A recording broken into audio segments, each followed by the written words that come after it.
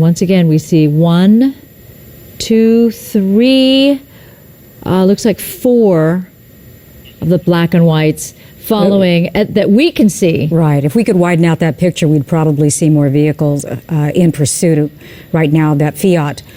Indeed, though, if he does hop on the 405, that would obviously take you out more towards the west side of town.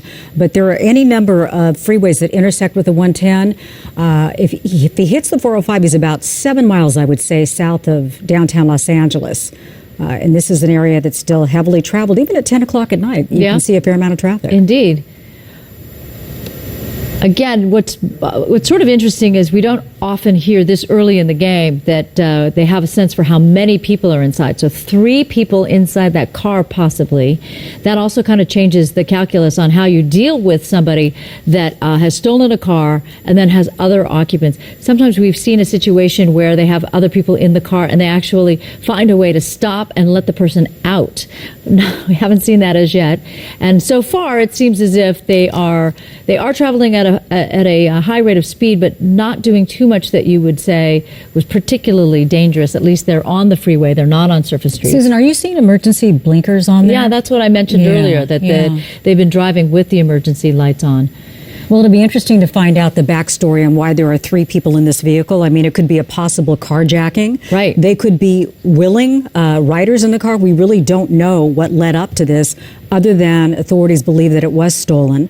There are several scenarios that they'll be analyzing at this time, but it does make it more difficult when there are many occupants in the vehicle when it finally does stop and they have to approach.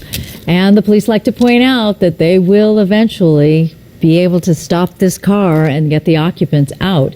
The other interesting thing about when you pursue a suspect like this, you were mentioning the adrenaline of the driver. The situation is also the same for law enforcement following, and oftentimes what they'll do is they'll cycle out, right? So they don't have the same kind of conditions as that driver does, because if it gets to the point where they need to back off, somebody else will take the lead for the person who has the black and white that's in the lead, or those that have been following for the longest period of time. Now, we don't have an indication as to which agency is in pursuit, but I would assume that it would be the CHP since they're on a freeway.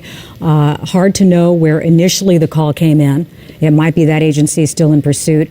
Often in these chases, we know that the various agencies work together. And Absolutely. Maybe one will be making sure that the on-ramps are shut down so that no one else is placed in harm's way, and somebody else in pursuit. But there's a lot of communication that takes place so that as many people can be kept safe as possible, because this is a dangerous situation, not only to the person behind the wheel, the people in pursuit, and in this case, people in that car, but other motorists. I understand we might have Dennis Zine on the phone to talk to us about this situation. He is former LAPD. You probably also know that he's former LA City Council. Dennis, are you there? Can you hear us? Yes, I am. All right, awesome. I'm here. So you've been watching this car too. What is your take on what's going on here? Well, highly unusual to have the emergency blinkers activated. That is very unusual. But obviously, the road is clear, not a lot of traffic. If you're going to get in pursuit, this is a nice time. We don't put a lot of people in jeopardy. And I understand there's 3 individuals in the car. I don't know what they were wanted for. I just tuned in just a few minutes ago. But as we continue up the roadway, this will continue. They're going too fast for a pit maneuver. What the situation is, who's in pursuit, what agency. There's always a cooperative effort with the local agencies and the California Highway Patrol. But as the nighttime is there, they've got the helicopter overhead. They'll stay with it.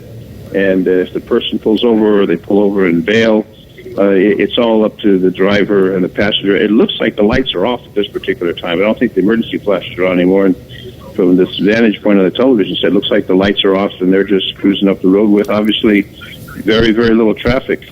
Dennis, you spent a lot of time when you were out on patrol actually on a motorcycle. You were a motorcycle cop, I think, the first time I met you. Yes. Tell us about what makes this so difficult when you have multiple people in a vehicle like that and authorities are in pursuit of it. Well, it's a big mystery. First of all, what is the car wanted for? What is the individual wanted for? What did they do? Were there multiple suspects? Is it a grand theft auto? Was there a robbery? Was there a kidnap? Is there a hostage? All those factors go through the officer's mind at the time. Whatever prompted the initial broadcast on the pursuit, Dennis, let me just interject because this is the end of the 110 freeway. He's in San Pedro now, and you see him transitioning off the road on Gaffey Street. Things might get a little bit more interesting now that he's on surface streets as we watch the car continue. Well, as the 110 ends at Gaffey, he'll either go right or left. Looks like he's going to go right. He's going to get into the business area, the residential area, San Pedro area. They've got Harbor Division down there, which will obviously join. Probably the Harbor Police may also join. They've got resources down that area. Do we know what agency initiated the pursuit? We're not sure yet, but I'll tell you what, he's now run through 3 stop signs without stopping even a little bit. So this is very dangerous on surface streets. Well, it's much safer for the motoring public when he's on the freeway and traffic is light, as we saw. Now he's on the wrong side of the road, crossing over the double yellow line. Creates a hazard for everyone going through those stop signs or those traffic lights in San Pedro, because a lot of narrow streets look at in that area. We're at a halt here. Could have been a situation where they knew exactly where they were going. This is pretty common. They want to get back to a location that they're familiar with. So perhaps that explains this situation. Looks like he came to an end at a cul-de-sac. He's obviously got a car in front of him, can't really go much farther. There we go. Now they're going to bail. Or they're not going to bail. Let's see if there really are 3 occupants. But well, now the chopper's overhead. They got the units. So try and get them out of the car.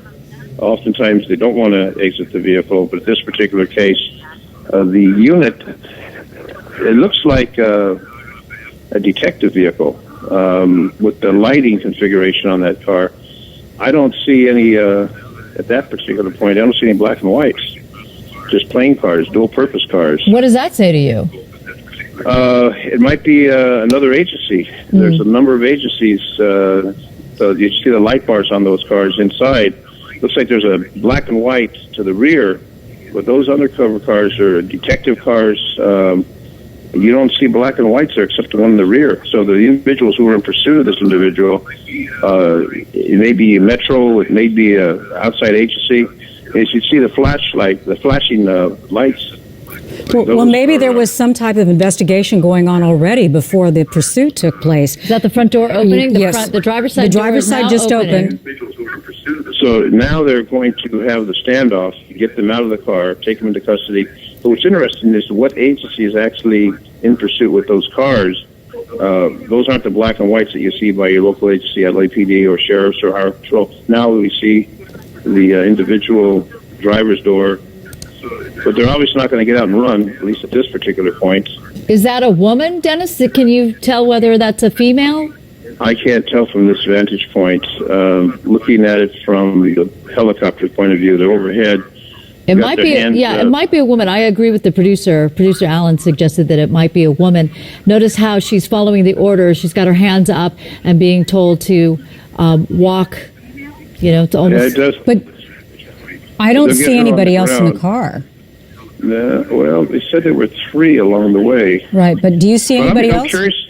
I don't see anyone else in that car. No one else is getting out, but she's following the orders of the officers. But what's interesting is what agency was actually in pursuit with those plain cars with the emergency equipment. Those are dual-purpose cars. It'd be interesting to see what agency they are. Because normally in a pursuit, you're going to have a black and white, at least the lead vehicle, whether it be LAPD or another agency. They want to put a black and white out there to warn the public to keep them safe. Well, Dennis, do you think there's more to this than just a pursuit? I think it's more than just a traffic violation. The fact you've got those plain cars there, they're unmarked. They're dual-purpose cars, unmarked with emergency equipment. You've got an Explorer there with the light bars inside. Those passenger side opening up now. We're seeing one more person come out. So the driver's on the ground, proned out as they're directing. No one's approached. They're not going to approach until they get the car clear. And then they will... If I had to hazard a guess, I'd say that's a woman, too. Oh, here we go. The right front door. And we'll see what happens with this individual. Being directed to walk backwards. Yes. And hands keep up, face forward, so not towards the officer. Right. And they want to keep the hands up in case there's a weapon. This way they have a clear view of the hands. That does look like a female as she's walking backwards, following orders, following direction. And if there's another person prone. in the backseat. And at this point... Oh, and here's the third person coming out. This looks like a man. So now 2 on the ground, and now we're going to see what happens with the third. They'll approach once they determine it's safe and the car is clear, because they'll have officers approach the 2 individuals on the ground. Now the third one's out. This looks like a man. male. Yeah. So 2 female. It looks as if there are 2 females and 1 male. All 3 And the now male on the was ground in the prone position. And the male was in the back seat. At this point, will officers still approach the car with the idea that, who knows, there might be a 4th that we don't know about in there? They will. They'll be very cautious as they approach the car. They now have to take those individuals into custody, make sure they don't have any weapons, handcuff them. At the same time, additional officers will check out, make sure the car is secure, because you've got 3 in that car. There could be another individual in that car. They want to make sure it's clear. But as they're on the ground with their hands extended to the sides, they're no longer a threat, at least at this particular moment. So Right. they'll keep them under cover. Now we got officers approaching the car, and those officers still have view of the suspects. So now the car is going to be clear, and then they'll approach the individuals on the ground. They will take them into custody, handcuff them. You see an officer with a shotgun, officers with their pistols.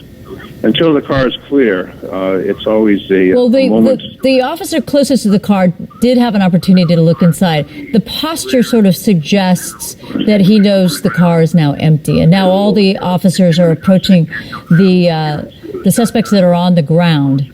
And again, we've watched so many of these pursuits, Dennis. We know when they have a posture of we don't know what's coming up next versus those that when in this kind of situation where it seems like they're pretty confident. We've got all 3 people out of the car, down on the ground. Yes. Now they're getting them up and we'll get them cuffed and into a car to take them away. Now, is this a narcotics situation? Is this extortion? There's something unusual because of the units that were in pursuit.